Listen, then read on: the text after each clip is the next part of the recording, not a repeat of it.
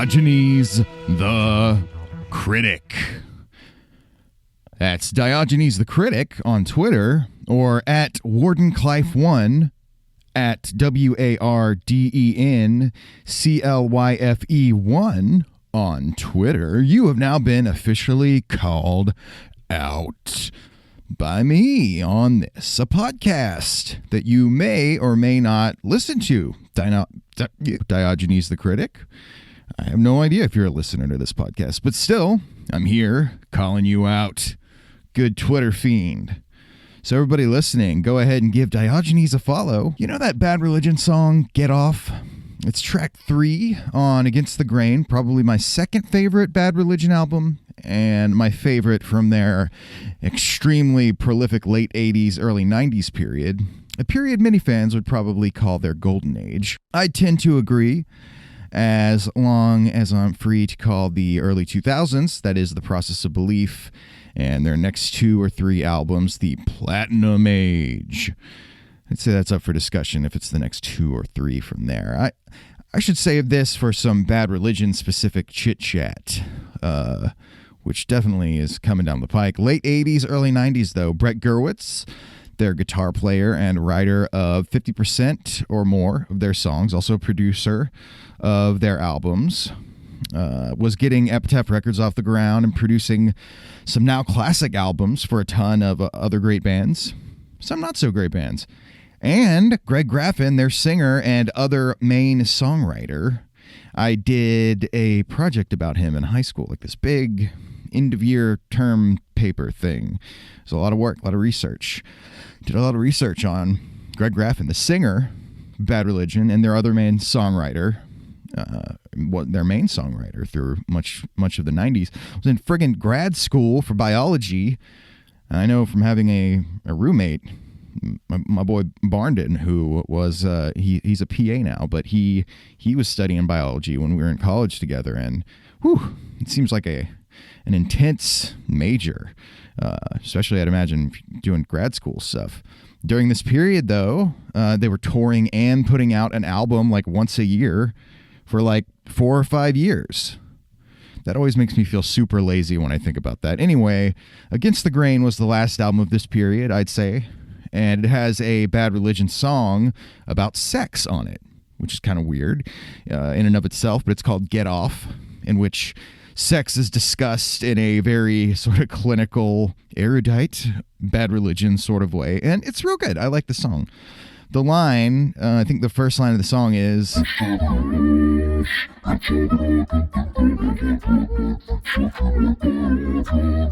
it's probably off key, and I seriously doubt I would get any kind of copyright strike for that, but I'm just going to do it another read in case I get cold feet on actually, and we'll see how good it sounded when I sang that just now. Lascivious, it's all that I can think of as I drag my feet searching like Diogenes. That's where I first heard the name Diogenes. It's like an ancient Greek something or other, maybe. Just like the fake name of at WardenClyfe1, Diogenes the Critic. But that's nothing at all like my fake name, which I've been told sounds like a name the creator of Metal Gear Solid would come up with. Apparently he likes to come up with like hyper-American sounding fake names. It's kind of like Virgil Texas, which is a fake sounding, American sounding, very manly name, which I'm guessing was just made up in jest. Virgil Texas, he's a guy from Chapo Trap House, which, as I've recently been saying only half jocularly, I recently started listening to, completing my transformation from anarchist punk type to full-on brocialist. Why'd I bring that up? Ah, yes, my fake name is Hoss Bossman, and you are listening to Breadsheet.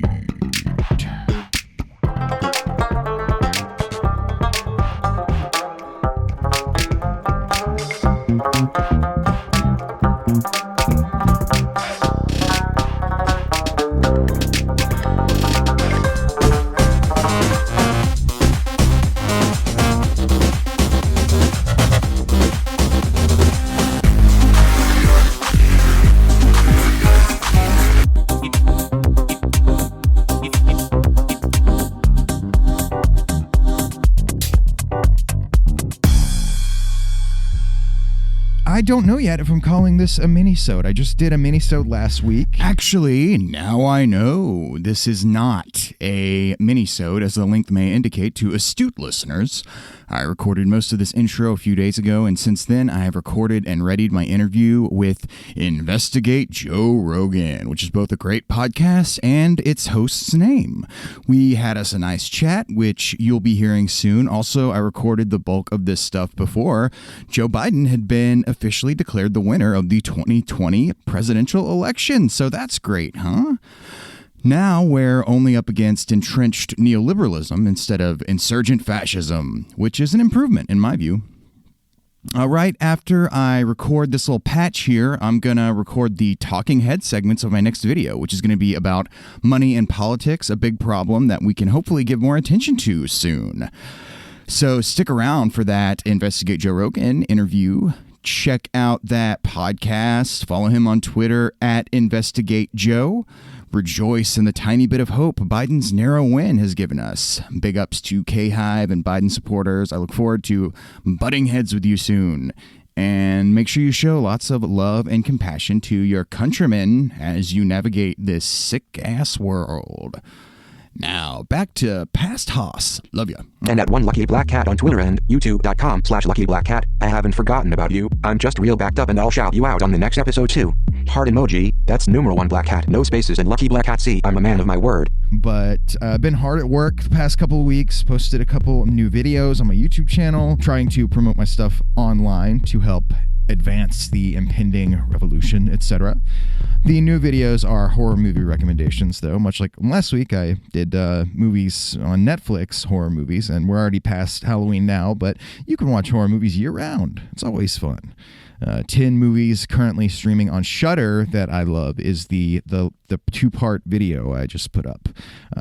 Was really working hard to get that out in time for Halloween. It's like a total 30-40 minutes long, both of them together, so quite a lot of movie reviewing and chewing the cud that I did. A lot of them, though, are also on Tubi right now, which is a 100% free streaming service. So you could watch my videos, and if you're still in the mood for horror after Halloween, you can catch a lot of those on Tubi, which I'm emphasizing now because I thought that kind of simping, as the kids say, for Shudder and doing a Shudder specific list, I can maybe get a little signal boost for them. I know that's not very like punk rock of me, but I wanted to focus it anyway on a specific streaming service or something, so I could do some recommendations and not, and just kind of talk about my little mini reviews of each of them.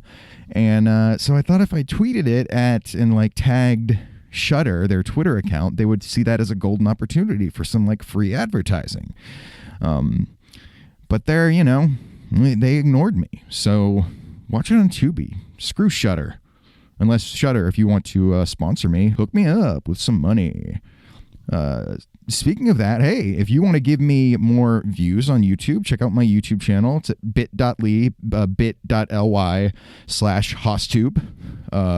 You can also go to www.hoss.fun. Also, I have a Patreon, patreon.com/Hoss_Bossman. Follow me on Twitter and Instagram at Hoss_Bossman. Anyway, you share the stuff and get it out there. We're an upstart here, and it's a one-man operation, so I don't know why I'm referring to it as a we, but me. I'm a podcastman, and this is my one-man operation. I work real hard on it, and if y'all want to show some support, that's the last time I make a recommendation list specific to a streaming app. But you can help support me by watching my silly, fun, but also kind of smart brain sometimes, probably by accident if that ever happens, and political-esque takes on these 10 awesome movies. Watch my silly, smart, dumb, fun-having butt. I've gotten good feedback on those videos. I think they did turn out pretty funny and coherent, if I do say so myself. Okay, I'm going to stop this part now. Let me offer my deepest apologies to the Breadsheet audience for getting your hopes up about the guests this week. The stars just have not aligned for getting Darcy the Mail Girl on the show yet, but we'll keep trying to make it happen here at Breadsheet headquarters. Before I get into my piping hot tapes, Before I get into my piping hot takes about some stuff for this week, I'll list the people who have agreed to guest on the show here. The host of Investigate Joe Rogan, an awesome podcast I've recommended before and actually played a clip from on my review of Christopher Nolan's new film Tenet on YouTube. Also going to have the host or hosts of The House of Pod, a great medical podcast, whom I called out on the last episode, along with my friend Barnden, who I mentioned earlier. He's a physician's assistant, a PA, so I thought he'd be good to have sit in on that chat with me while we talk some COVID stuff and, get some real actual medical talk from some real docs. Might even be informative and maybe even smart-brained. So also Rachel Quirky Shank, co-host of Screen Snark and the Infinity Podcast. Tarot reading might be on this episode too. Basically, I don't know. I'm just going to go through and edit that, and if I think it'll work with just the audio, I'll release it. But if I think the visual is needed, which it very well might be because she had a dedicated camera trained on the tarot cards, that'll just be on the old Hoss Bossman YouTube channel. But I'm going to do a proper hour-long interview about politics and whatnot, and her personal politics and her life. The interview feature style thing that I've been doing with the other guests. And I believe the only other person I've contacted is the dude who does the awesome, funny, well-made, and informative leftist comedic YouTube channel, Where in Hell, which is much bigger than my channel or podcasts or anything, but it is very funny and good and still pretty small, so check that out. It used to be called Black Goat 666, which I kind of preferred, but I understand why he changed it. But yeah, all those people who are at least way more famous and cool than I am have agreed to come on Breadsheet, so that'll be real fun. Oh, and also David Griscom of The Michael Brooks Show, and I have a bunch more people in mind I'll be getting on in the coming months, so be excited about that. Some great guests coming up here on Breadsheet.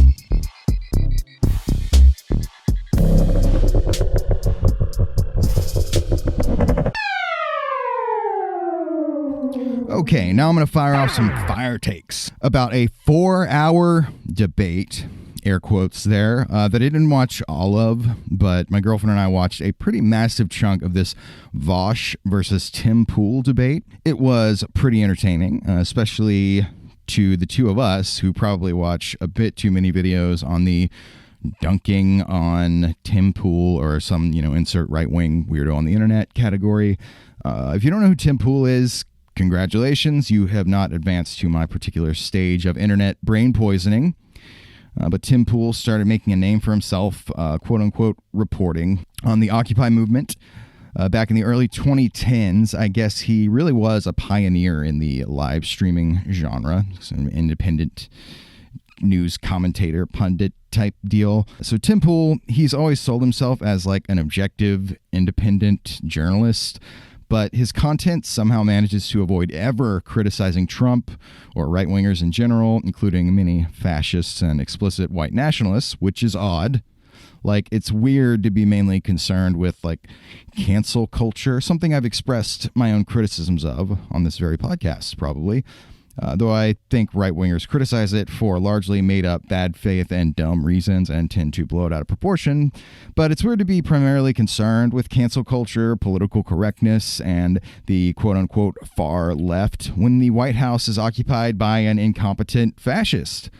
And a once-in-a-century pandemic is killing hundreds of thousands of Americans, largely because of the botched or non-existent response of said incompetent fascist. The economy and perhaps even capitalism itself is collapsing, and etc., and so on and so forth and so such. Apparently, Tim Poole's YouTube channel is one of the most popular independent current events related channels on the platform. He has 1.17 million subscribers, which is more than Majority Report, which has almost 1 million subscribers. That's a progressive / leftist kind of YouTube channel, show that you should check out if you don't already. And it's about half as many as PragerU, which is a fracking billionaire funded farce of a right-wing miseducation and propaganda channel. Oh, speaking of big funders, right-wing donors and whatnot, I just finished listening to the audiobook of Dark Money, which is great, and I definitely recommend it, but I'm going to talk more about it on an upcoming edition of Hoss Recommends, I am sure. But yeah, Dark Money, it's crazy. Affirmed a lot of stuff I already knew, but, going into detail, God, it'll make it real mad. So yeah, though, Tim Poole has a lot of influence.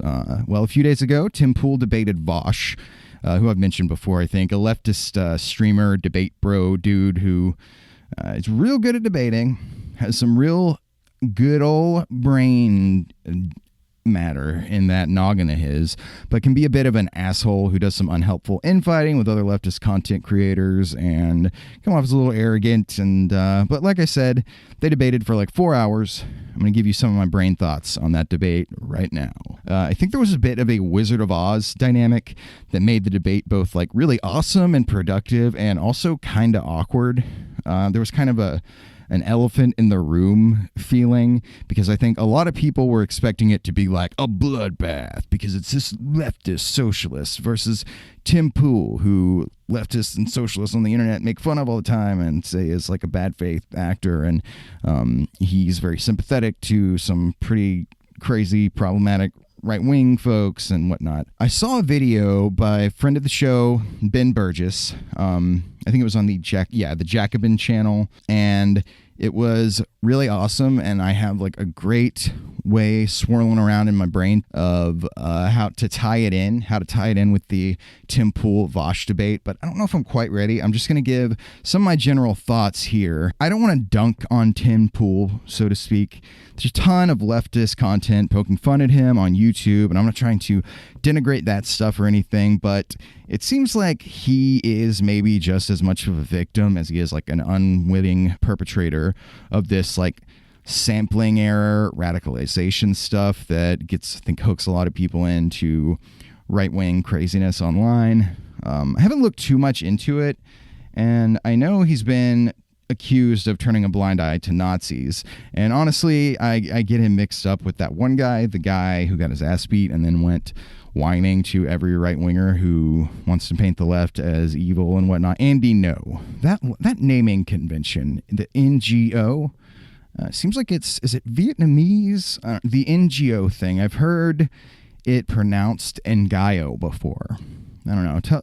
Tell me all about it at the Twitters at Hoss_Bossman. If you are from that region or whatever, or know about that name, and, what's the deal with that? It's pretty neat.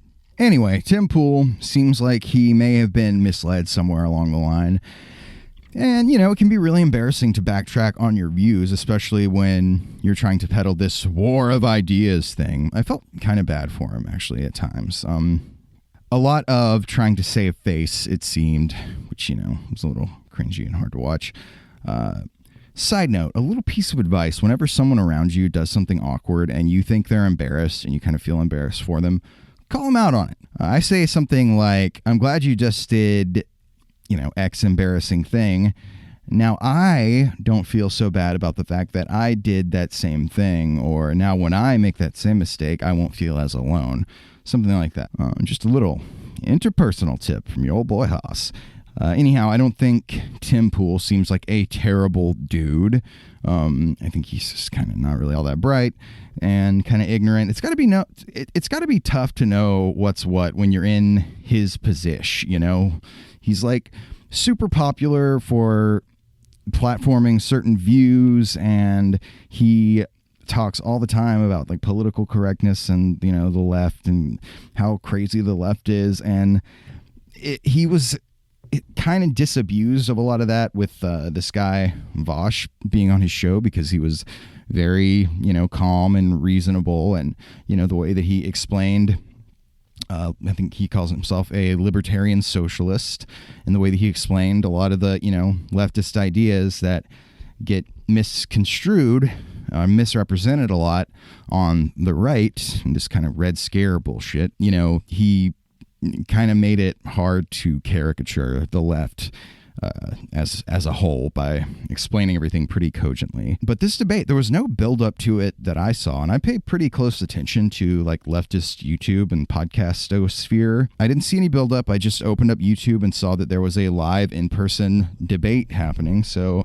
me and my girlfriend, partner, my butta bean, as she's sometimes called, as you guys voted for me to call her, which I'm going to do now, I guess. But we just got sucked in and started watching the whole goddamn thing from wherever we started. So we didn't see the very beginning of it, but I am going to watch the whole thing at some point soon and try to do like a video or two on it and talk about it on the podcast a little more in depth. I hesitate to call it a debate. The reason I hesitate to call it a debate is it just wasn't really much of a debate. It was more of a chit chat.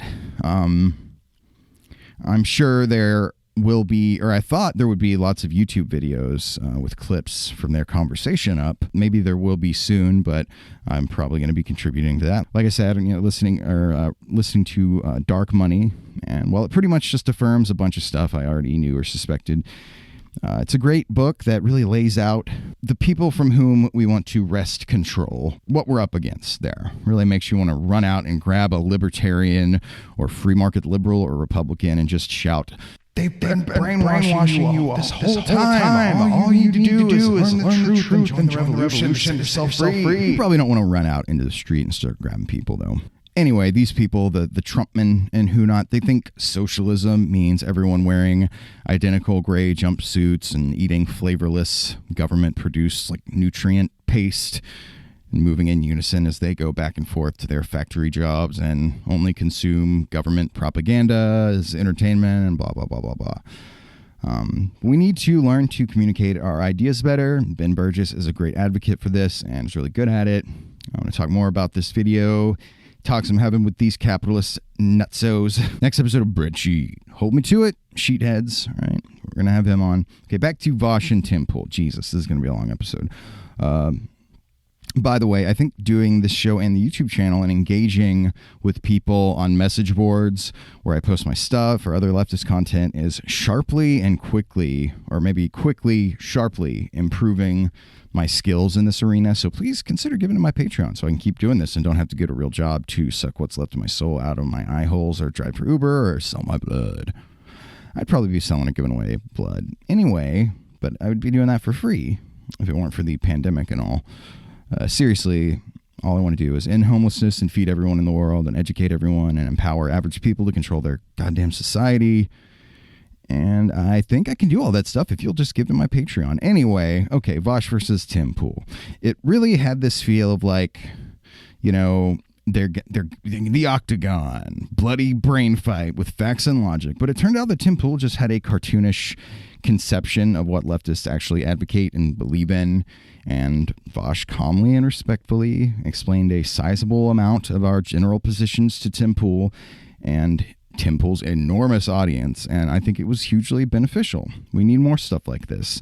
Most people are more reasonable than they seem, I think, and when all they're fed is cartoonish views of the left, they react with fear, which is exactly what's supposed to happen and is reasonable if they believe those initial premises. Or they believe the propaganda about like what leftism actually is. I mean, that's why billionaires and companies fund all this misinformation and propaganda and such. So in general, the whole conversation was a lot of Tim Poole getting worked up and huffy and presenting a straw man or just incorrect or misleadingly framed leftist ideas. Vosh calmly explaining why Tim's perception was mistaken, and Tim kind of backtracking and saying things like, look, I don't know everything. I'm sure I'm wrong about some stuff, that sort of thing. So really trying to save face, like I said. I want to find a specific example for this episode, but maybe that would be something more appropriate to dive into in a YouTube video or something. And to find a specific example, I'm gonna have to watch some of this debate again, and it's really long. Maybe there's some clips from it up by now. The Surfs pull a lot of this sort of thing. In fact, watch the debate on their stream. Everybody go check out the Surfs. So yeah, as I record this on November 1st, 2020, there are way fewer commentary videos on YouTube than I was expecting here. Maybe that'll change in the coming days, but I was really hoping I'd find someone else who'd already isolated a clip so I could comment on it without having to come through the whole debate and find a good one. One video I found, though, was from a small channel, a self-described centrist, whose channel is called Counterpoints. Maybe he's hoping to get some folks thinking it says ContraPoints. This centrist dude seemed to find the debate like super refreshing and substantive, which is a good sign. Okay, I'm giving myself way too much to edit. I'll just try pausing this, pulling up the debate, and going to a random spot, seeing if I luck out.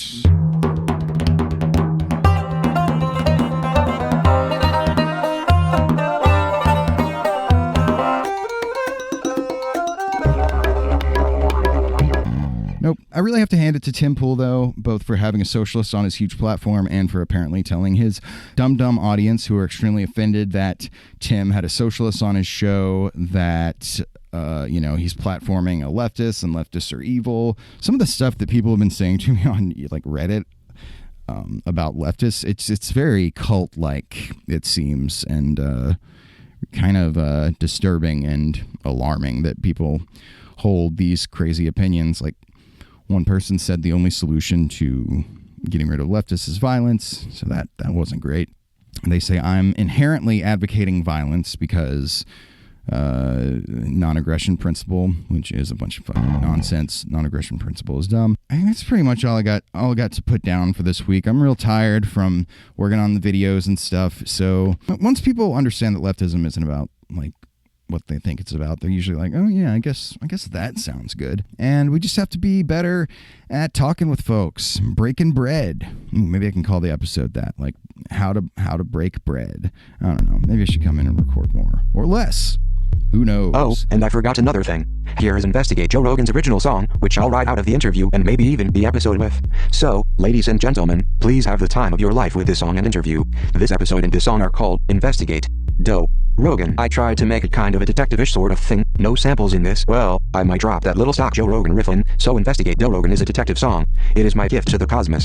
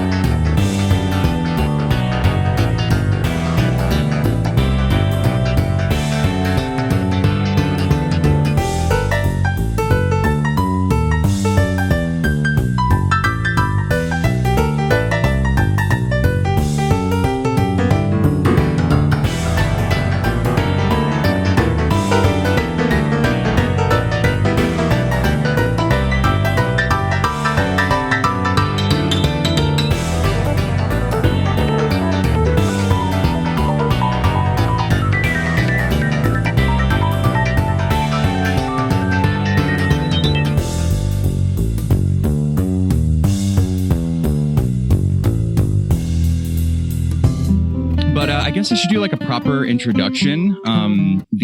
So what do you have like a fake internet name? Because I know do you want me to call you Investigate Joe Rogan or? Yes. Okay. All right. That could be fun actually. So, Breadsheet listeners, welcome Investigate Joe Rogan, who is a human person who is actually named that. The host of this awesome podcast that I recently discovered, a couple months ago. And I think I've listened to pretty much every episode. It's a really great podcast. It's really, nice, short and sweet episodes are like 15 to 30 minutes generally. And it's really just like goes through all of the, well, actually, do you want to give like a little breakdown of just what Investigate Joe Rogan is, what your podcast does? Sure. Basically, I take an episode of the Joe Rogan Experience and I fact check or investigate everything that the guest and Joe Rogan says. And then I make an episode of my podcast covering everything that I think was wrong. Okay, yeah, that's a pretty good summation. And I mean, I think some people might be surprised to learn that those episodes can be only 15 to 30 minutes because some guests that he has on are kind of just like spewing a lot of nonsense. But seems like you don't really let yourself get bogged down in whenever like somebody is making a lot of claims that aren't really like factual. Do you have like certain types of things that people say that you just sort of ignore on his show? Yeah, I really only focus on things that are specific and can be fact checked. Mm-hmm. Because if I don't really look into things that are sort of vague or pretty much like pure opinion, or things that are like too big to be covered in like a short podcast, like things that are just like massive, endless issues. Like, or things that maybe are where there is like legitimate debate over them and you don't want to just like shove your opinion into it. Well, before I get to that first point, I just want to say sorry about all the rigmarole with the time stuff. I promise you I'm not quite as dumb as that stupid math mistake I made might make me out to be. Because like you said 1 o'clock and I was like, I don't need to look that up. Mountain time, 1 o'clock Mountain time. That's just subtract 2 hours. And so I set the meeting for 11, but that's the opposite of what I should have done. But we should just get rid of time zones. Let's all be on the same time in America. Yeah. I think we could make that work. I mean, then people on the West Coast wouldn't have to worry about shows getting spoiled and stuff like that. Yeah. Night would start to mean totally different things for people who lived in different areas, but it would be fine. Something I've heard you mention on the show before is since I've been like kind of, unemployed / underemployed / self-employed, doing like a lot of freelance work pretty much since a couple months into the pandemic, I've been getting more sleep. And I know that's something you've mentioned on the show before, just talking about how like getting more sleep is if you are someone who like generally doesn't really get a lot of sleep, once you do, you might be like shocked at how much better you feel. Is that something that like, have you like had problems with sleep in the past? And like, was that kind of a revelation for you? Yes, 100%. If you're listening to this, do not fall for like the Jocko, like workaholic trap of thinking if you sleep 5 hours a night, you'll become more productive. You'll actually just feel terrible. And I used to never like sleep enough, and I was just tired all the time. And if you start sleeping 7 to 8 hours a night, you will feel better immediately. That, and like after I was working in an office for a couple of years, and it was the first time I've ever worked in an office, and the sort of 9 to 5 rhythm combined with like sitting at a desk all day, like I was having horrible back problems. And as soon as I, got laid off of my job, my back problems started going away because I, don't have to sit in the same position all day, and I'm getting better sleep. So the world may be falling apart and my life along with it, but at least I feel a lot better. It's true.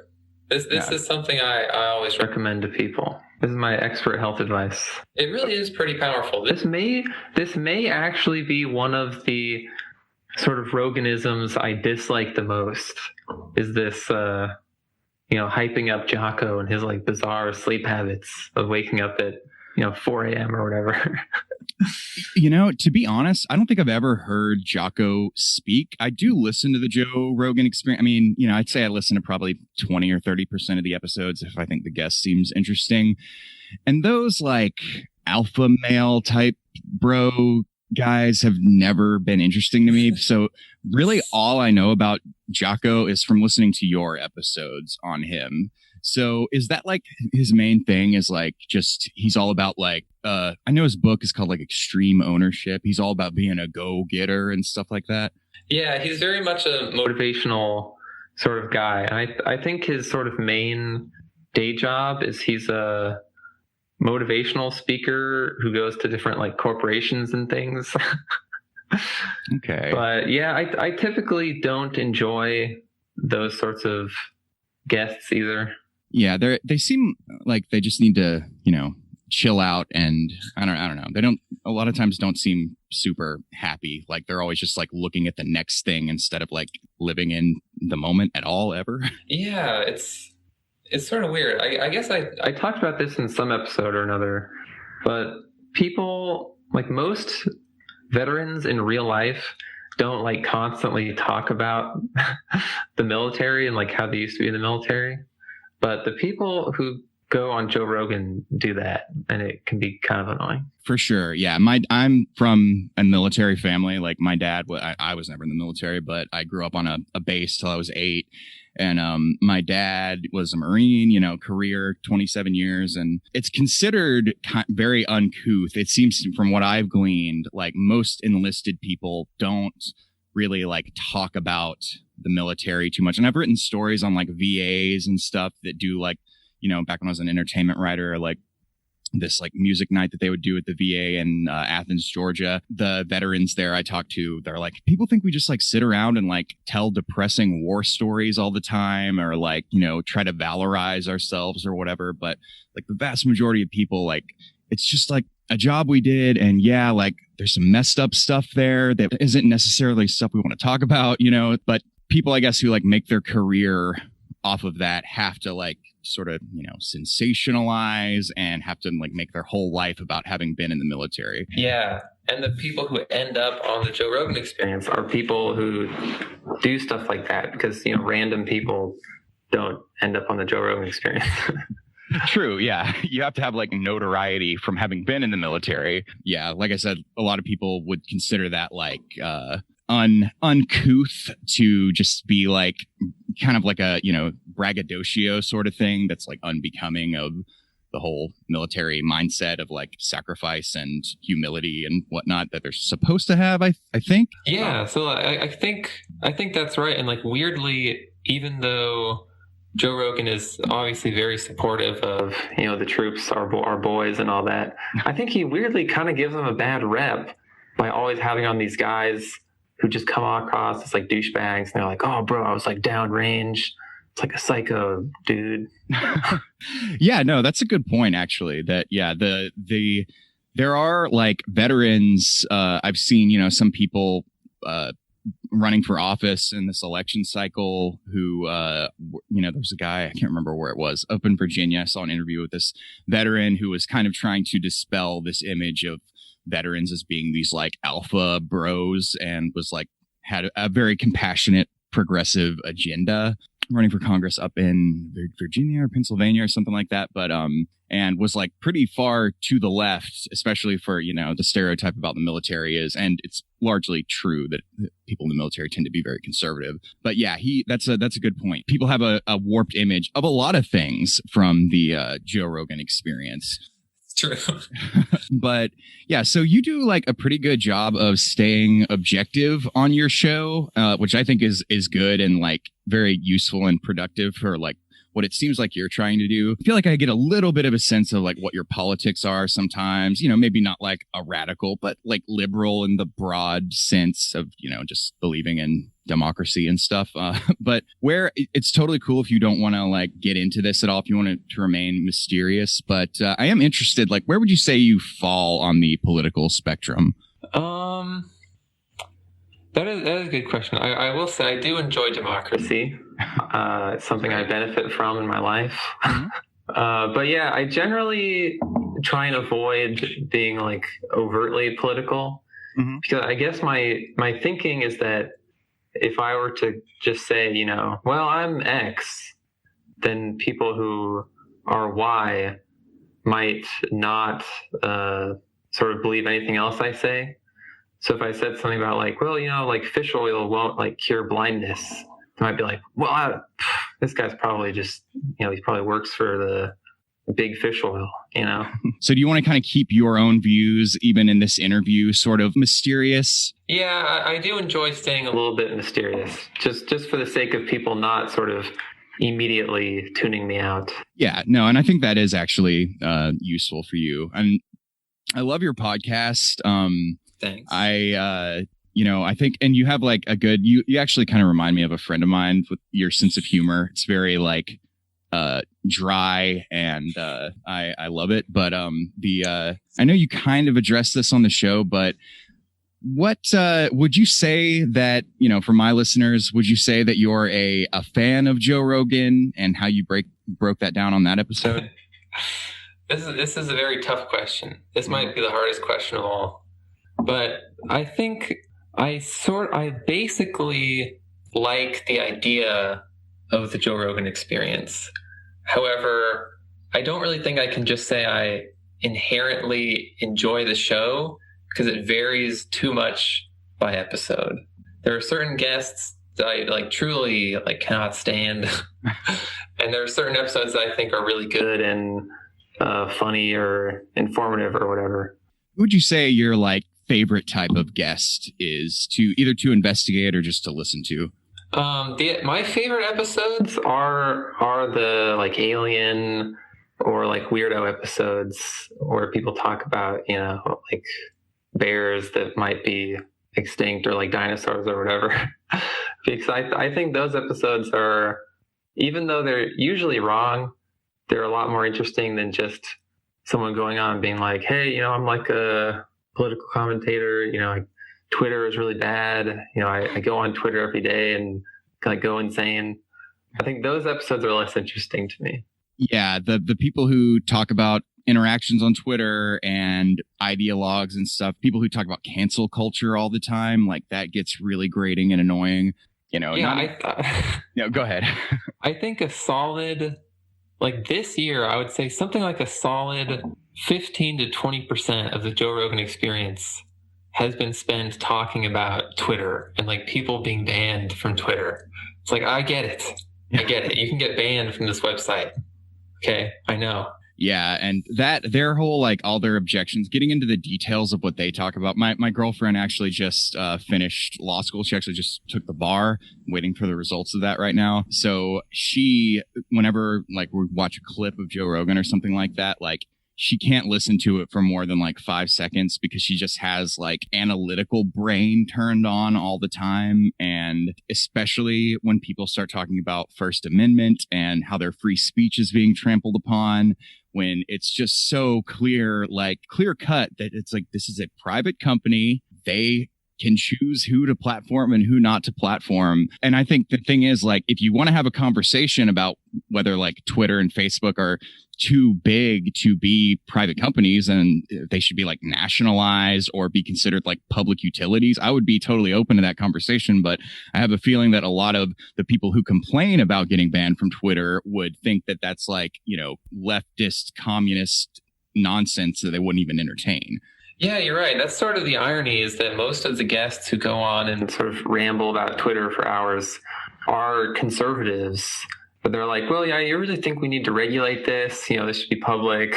It never fails. Like people, certain types of like public ideologues, they'll just, the hypocrisy will just like show up as soon as it's convenient for them. Yeah, but I think the worst example that gets to me is like, the example he always uses is Alex Jones. Like, oh, how could Alex Jones be banned by like Google or whatever? But Alex Jones actually like doxed someone, which would get you banned off of any website ever and is like basically illegal. They're like, oh, how could this happen? Like, how could he be banned? Yeah, they have so many like, where do you draw the line type discussions on Joe Rogan's show. And there are so many things like what you just brought up where it's like, yeah, that's where you draw the line. Like, you just wish there was somebody there to just like drop in and just tell them that one little like fact that could maybe put the conversation back on track or like bring it back to reality a little bit, which that's my relationship with the show really is like, it's a lot of not hate listening. Like, I don't think Joe Rogan seems like a bad person or anything. I know a lot of people on the left, especially the more like social justice oriented people, get a lot of hyperbole as to like how bad he is. But I think that a lot of this bad stuff he says, silly things he says, or he just says out of ignorance. And, he reminds me of friends I've had in the past who are like kind of not the smartest people in the world, but they mean well. And, he's just kind of a scamp, I think is a good word to describe him. I think what you said about listening and wishing that there was somebody who could just pop in with one fact is basically why I made my podcast, is because I was irritated and I just wanted to correct a few things. And I think a lot of people think that I have like a massive hate boner for Joe Rogan, and I've gotten like messages to that effect. But I think I'm closer to what your opinion of him is. Yeah, I know I've had like a professor on the show before who I think pushes back a lot of times when people are like really critical of like when Bernie Sanders went on Joe Rogan and, people from the left will go on the show, which my opinion of that is really just that he platforms all these people from all over the spectrum. And we should really welcome if we want our views to be like spread more, then we should really, the whole thing that he was saying on a recent episode about, or on the Alex Jones episode about the answer to bad speech is good speech. Very much oversimplified. Did you listen to that episode yet? The Alex Jones one? I've listened to most of it, and I did hear that. I think that's sort of one of the better Joe Rogan ideas. Like what you're saying is like, well, if you support Bernie Sanders, why should you be mad about him, going and spreading his ideas? And I think it would be better if like everything was like Joe Rogan, where he's willing to just talk to anyone on any political side. I know he's talked about on his show a lot the rabbit hole thing. I don't know if you read when that story came out in the New York Times that was about like people getting radicalized on YouTube, kind of starting with Joe Rogan and that leading them to like actual like Nazi content and stuff. What's your opinion of that rabbit hole stuff? Do you think that there's something to that, or have you looked into that at all? I haven't. I don't know what article you're referring to specifically, but I do know that like YouTube sort of thinks that way, and so they try and get rid of certain videos that they think will lead to other videos. But I think in general, I don't really care about this. I think that if someone ends up becoming an actual neo-Nazi, it's not really Joe Rogan's fault for introducing them to like, Alex Jones or whatever. I think people who end up becoming actual neo-Nazis and sort of like lunatics, there's other things going on in their life besides they have internet access. Yeah, no, I think that's a good point. I think that people oversimplify it, but including, I think also when Joe Rogan talked about that, I'd recommend that. I think there's actually the daily New York Times podcast has like a series where they sort of went into more detail and had some interviews that's like sort of using that big New York Times like expose or whatever you want to call it as that kind of followed one person's radicalization and made this big map that's like a web of all the different Stefan Molyneux and all the weirdos and stuff that you can get led to. And, I definitely think there's some logical leaps made in it, but generally there is, I think, like on YouTube. Are you familiar with the podcast QAnon Anonymous? I am not, but unfortunately I am aware of QAnon in general. They did this experiment once where they just like, opened up a private browser window and searched for Fortnite, I think is the game. Just like let's play videos or whatever, just like gameplay videos. And like just as an experiment to see how many clicks it took them to get to really dangerous, bad content. And I think it was like 3, maybe 4 clicks from only searching for Fortnite gameplay videos. Got them from that to a video that had the Jewish question in the title of the video. That kind of reminds me. I remember when I was in high school, when we had classes that were in the computer lab, we would play this game. I don't know if it's like still a thing, but you would have to start on a random Wikipedia page, and the first one to use links in the pages to get to Hitler would win. So you have to see like the minimum amount of clicks you could get there. I've never heard of that, but that sounds like a fun and possibly very like alarming and horrifying game. It was fun, and it was also alarming. So yeah, this guy was pretty influential. Yeah. A lot of the conspiracy theories just got mapped from being blamed on Jews to being blamed on like globalists and stuff, and communists and, all that sort of stuff that conspiracy theorists love to hate. But when I first like searched, I wanted to learn more about that book. So I was like, maybe somebody has like a 10-minute YouTube video on it. And I searched for it, and it was like all the results were just nothing but like 3-4 hour videos of like weirdo Nazis talking over like footage from World War II in their basement about the Jewish question and all this stuff. And yeah, really creeped me out. But that was a couple years ago. And I do think that they have made some efforts and improved a little bit in terms of like where, you know, some of this content will lead people. But obviously, I think they're far from perfecting it at this point.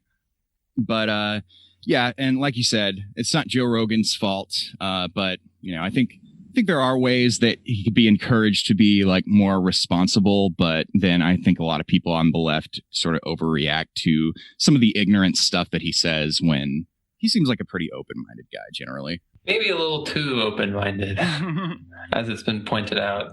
Yes. Yeah. No. And I think that your show and, you know, other shows that like will bring up conversations from Joe Rogan often point that out, that like he, you know, if he has Cornel West or, you know, Bernie Sanders on his show, he basically sounds like he's like a socialist the whole time. And then when he has like Jordan Peterson on his show, he sounds like the only thing in the world he cares about is like transgender pronouns. Yeah, I mean, that's like the classic like Rogan meme, is that he truly does flop back and forth every episode. Except, yeah. I think the one thing, like the hardest stance he will always take is that weed should be illegal and like doing mushrooms is not bad. I don't think he will ever flop on this.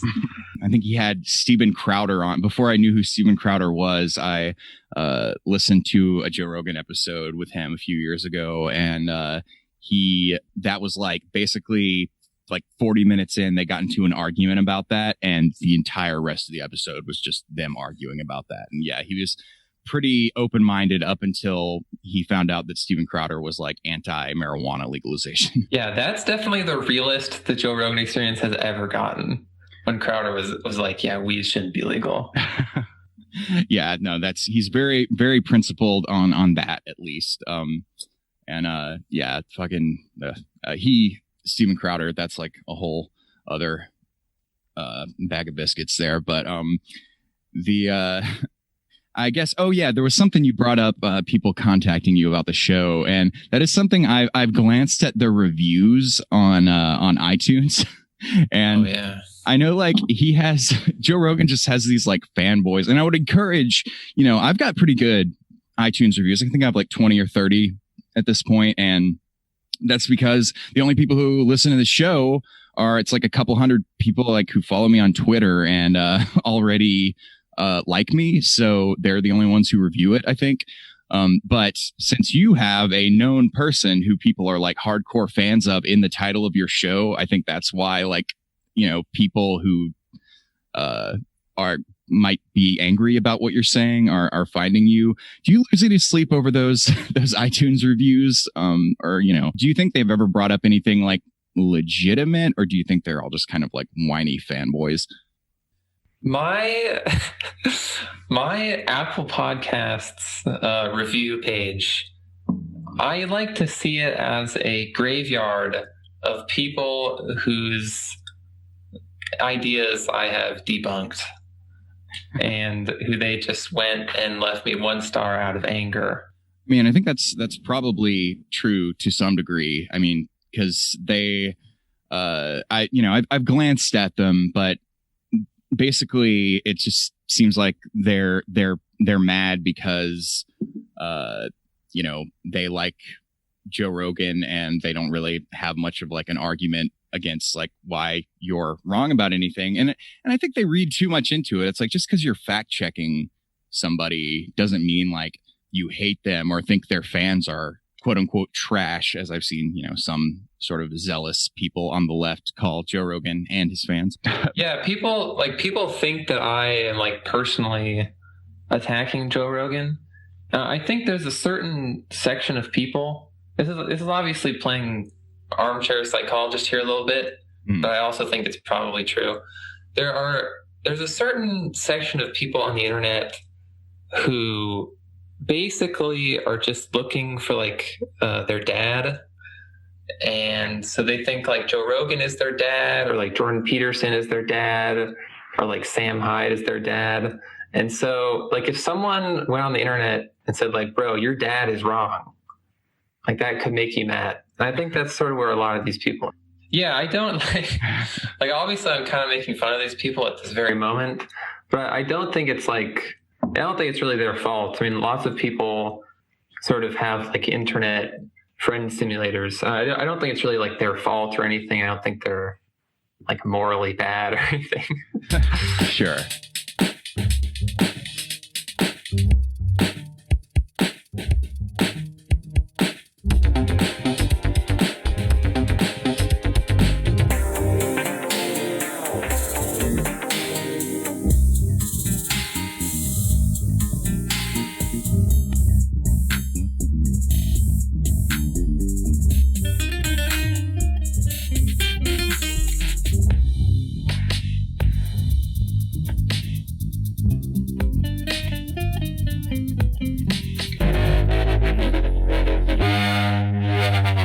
But do you ever do like research on the more scientific episode? Those are kind of mine. I do love the ones that you brought up, the alien ones and Bigfoot and whatnot. But I also really like the when he has a scientist, like an actual really smart person on, like Brian Cox. Have you ever listened to any of those episodes? The reason I don't cover those episodes is because they typically don't contain like tons of wrong things because they usually know what they're talking about. Yeah. And then, I mean, I don't know, what your expertise is in at all, but like, obviously if they're highly specialized scientists, you wouldn't be equipped to like debunk or confirm like a lot of the things they say, I guess. Yeah, exactly. So I think those episodes are cool, but there's not really much of a point to me covering them.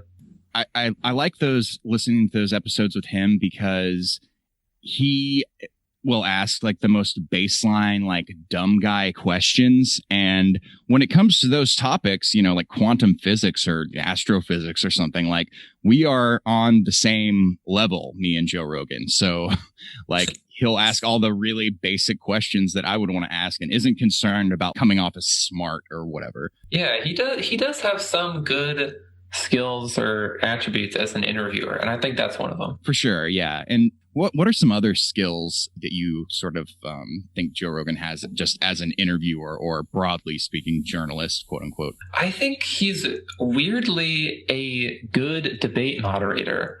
The episodes that are set up like debates where there's two people, I think he's actually quite good at keeping things sort of on topic and letting people speak. Is there any other kind of like interesting stuff that you've learned? Like has it sharpened your research skills doing this show and like maybe improved any other sort of like projects you work on or anything like that? That's a good question. I think it has certainly improved my online research skills now that I've made like 30 something episodes of this. I think I'm probably better at speaking. When I first started, it took me forever to like edit the episodes. So I have to go through and cut out so many likes and ums. Mm-hmm. I think as I've progressed, I've sort of stopped doing that. But I think that happens with anything where you speak a lot. I don't know. I've learned a ton of like random information that I wouldn't know otherwise. I don't know if this has given me some sort of like big, like mega perspective truth or something. But I think it's made me more skeptical of like internet content in general. It truly does drive home the point that like you really can just go on the internet and say whatever you want. Yeah. What you can be as vague as you want. I hesitate. I know you want to remain somewhat mysterious. Be as vague as you want. What is I'm kind of like just interested in what your background is or like what you do for a living. Could you maybe like talk about a little bit of that as much as you're comfortable with sharing with the internet people? What do I want to say here? I guess I'll say that I'm like I used to be more of a conspiracy theorist than I am right now. And I know like most of the people I know like and am friends with in real life are more of a conspiracy theorist than I am. So I've sort of become like naturally skeptical of conspiracy type stuff and information on the internet. Which is a great quality to have. And, that does tie into something you said a minute ago, which was like, what was it? that the learning interesting information, like that's a few years ago. God, I guess this is like 5 years ago now. Time is like real weird, and the Trump era made time weird, but then COVID just completely threw everything off. But I started learning about like the flat Earth conspiracy theory stuff, and I just thought it was so interesting as kind of a meta inspection of what these, it's like, God, what is like driving people to believe this stuff. And it was also, I like to, my girlfriend and I, we've been together for a long time, and like I like to pull up when she's not paying attention, like pull up like a 3-hour flat Earth video or something weird like that, and just like see how long it takes for her to notice what we're watching. So I saw a lot of that flat Earth stuff back in the day. And like one of the things I realized, and I was taught high school for a year, back when I first like learned about that stuff. And, I would talk with my students about it, about how like, yeah, it's really silly and dumb, and you should always be skeptical about this kind of stuff, but it's kind of like fun. Historical fan fiction is what I've referred to conspiracy theories as. If you go into it with an open mind, but also like a skeptical mind, you wind up like learning interesting things that you never would have thought about otherwise. And one of the things with flat Earth that like the questions, they bring up all these questions that have answers, but it's like they just didn't look into it, I guess. And one of them was, if the world is spinning at, I think it's supposed to be spinning at around 1,000 kilometers an hour or something like that. If the world is spinning so fast, why don't we just go like flying off the face of the earth? And it's like, I don't know exactly why we don't. I mean, I guess it's a combination of gravity and, other physics forces and stuff. But I remember actually like looking into that and watching some videos and reading a little bit about like, and some experiments and stuff. And it was like, oh, okay. And that's why we don't feel the earth spinning at this rate. And I never really would have thought to look into that if I hadn't encountered this like flat earth weirdness. So have you had some stuff like that maybe some of the weirdos that have come on Joe Rogan's show have led you to? Yeah, I certainly have had things like that, because when you look into conspiracy theories, you will find like real information as well as false information. Like, yeah, a lot of the stuff about aliens, I don't think aliens have visited Earth, but there's a lot of pretty interesting incidents that you can learn about. Like, do I think this man was visited by aliens? No, probably not. But it's interesting to learn that the National Enquirer used to give prizes to people who would give them alien abduction stories. And it's interesting to learn about the National Enquirer's like weird pay for info tactics. So stuff like that. I think there's been lots of things like that I've learned. It's been fun. Yeah, no, that isn't. I didn't know that about the National Enquirer thing. And yeah, I know like 9/11 conspiracy theories. When I first like started seeing those, I thought they were like, obviously that's really compelling and interesting stuff. And I never really like got sucked in and really believed it. But there is some stuff that they bring up, like obviously most of that is nonsense, but like there's some stuff that they bring up that's like, okay, that is kind of a weird anomaly with how it was reported or whatever. So I wonder if there maybe, obviously the real answer is probably something like way more boring than what they think it is. But it's like maybe they were covering something up, and like as far, somebody just like messed up like massively, wasn't paying attention to something, some kind of incompetence or something like that. Or maybe like a foreign government was implicated and, they don't want that to like come out, something that's a little bit more like believable and reasonable.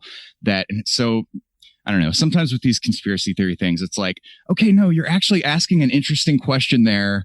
But then you just like leap to this conclusion that it was like a controlled demolition by George Bush. That is just like, that is totally, why did you have to go there? It's like, just because you don't know, like people are very uncomfortable with not having an answer to questions like that, I guess. Yeah, typically the question that conspiracy theorists are asking is better than the answer. Yeah, for sure.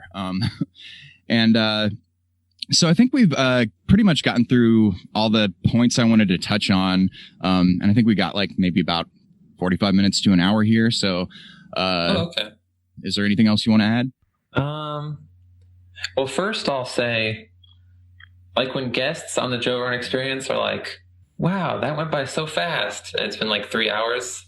That's totally true. Talking really does make time go by really fast. Where can people like find you and follow you? Do you have any other kind of like projects that you're working on that you'd like to promote or anything like that? No, this is it. I'm laser focused in on Joe Rogan. You can find Investigate Joe Rogan pretty much on every podcast website, like Stitcher, Spotify, wherever. You can go on Apple Podcasts and leave me a 1-star review saying that I'm wrong if you want. Well, I would implore listeners, I do highly recommend the show. You're at Investigate Joe on Twitter. Is that right? Yeah. Yeah, I highly recommend the show, folks. And it's digestible episodes. And similar to some other sort of like critical things that I'll listen to or watch, like if you kind of just want to get like a little summary of an episode that you don't want to listen to the actual like source material of, I think Investigate Joe Rogan is a really great way to not waste 3 hours of your life listening to I don't know, Jocko or whoever, but you just kind of want to get the gist of what they're about, which I've done that with your show quite a bit, actually. Like there's people I skip over on the actual show that which is, I'd say, 70 to 80% of guests that come on Joe Rogan I just like I'm not interested in, but generally the weirdo alien stuff, the Bigfoot, the Graham Hancock. Have you done a Graham Hancock episode? I covered his most recent appearance with Brian Murareshku, or I don't know how to pronounce his last name, but I covered that episode. Okay, I'm sure I listened to it, but I kind of I binged them when I first found your show. So there is one that I guess this would have been from like 2015, 2016. That while I have you on wax here, I want to recommend, or I'll request, I guess, something to consider doing in the future. He's had Graham Hancock on quite a few times, and I think the stuff that Graham Hancock talks about is really fun and compelling, but it's very like it borders on Ancient Aliens like level of, there's not really a whole lot of evidence for this kind of stuff, but his whole belief that there are these ancient civilizations that we don't know about and stuff. I mean, that's possible, and I think it's cool to see what evidence people say there is. I think it's a very interesting subject, but there's an episode from like 5 years ago that is Graham Hancock and Michael Shermer. Are you familiar with him? I am familiar with this episode because you are not the first person to request that I investigate it. It's probably my most requested investigation, and I may cover it in the future. The thing is, right now there's been a real hot streak of new episodes that are worth investigating. Yeah, that one, I think that last point that you made, or, later point that you made about him being a good debate moderator, this episode might kind of challenge that a little bit because, I don't know, they seem like they're kind of teaming up on Michael Shermer, weirdly. And it's sort of frustrating to listen to. I don't know. I think it would be a good one to look into. And then as you have this sort of like super skeptical guy on there, I think he would provide like a sort of good roadmap for what to look into and what to sort of ignore. But it's a very whiny episode, but not in the way that not in the cancel culture way. So it's maybe a little refreshing in that regard. Yeah, that episode is not the best example of his moderation abilities, but I think recently though, I think he's been good with that. Yeah. So once again, I'll just say, everybody listen to Investigate Joe Rogan. And if I, in the outro, if I forget to say this, I'll go ahead and say, follow at Investigate Joe on Twitter. Is that the main platform that you'd like to promote? Yeah. You can follow me on there. I mostly use it for posting random memes and updates on when I'm going to post episodes. Excellent. Well, thank you, Investigate Joe Rogan, for coming on my podcast, Breadsheet. I will let you know when this goes up. I might put it up kind of soon. Sounds good. Thanks for having me on. Thanks for listening. bakers, which is what I assume you refer to listeners of this podcast as. I mean, I put out a Twitter poll, and I think they landed on sheetheads, but bakers could work too. I'm changing it to bakers. Ignore the poll. Shout out to all the bakers. Make sure to listen to Investigate Joe Rogan. Yeah, make it so.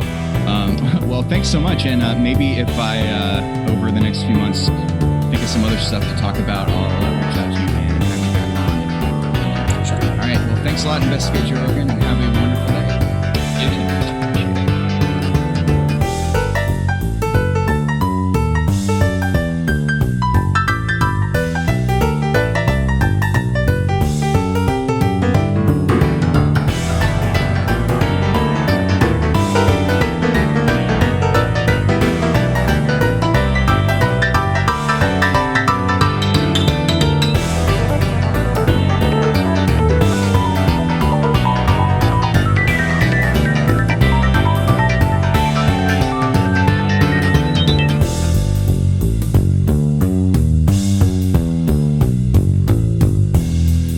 So much for tuning in, folks. I have been Hoss Bossman at Hoss_Bossman on Twitter and Instagram, patreon.com/Hoss_Bossman to show support for this weird thing that I'm doing. And you can go to my YouTube channel, Hoss Bossman YouTube channel, and watch my awesome videos there. I've been doing video essay things where you see my face and I do fun animations and editing stuff that's all lots of fun, and you hear even some music that you wouldn't even hear here on the podcast in those videos.